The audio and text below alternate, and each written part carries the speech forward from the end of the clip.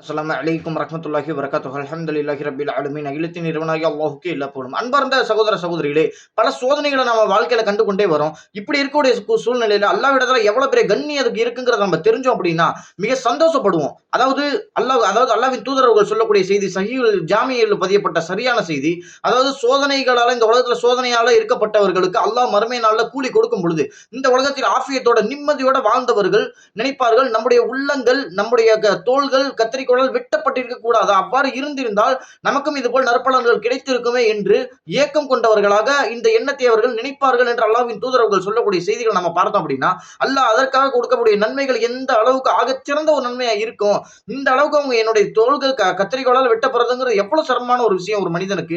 இது நிச்சயமா நடந்திருக்கணும் அப்படிங்கிறத நினைப்பாங்க.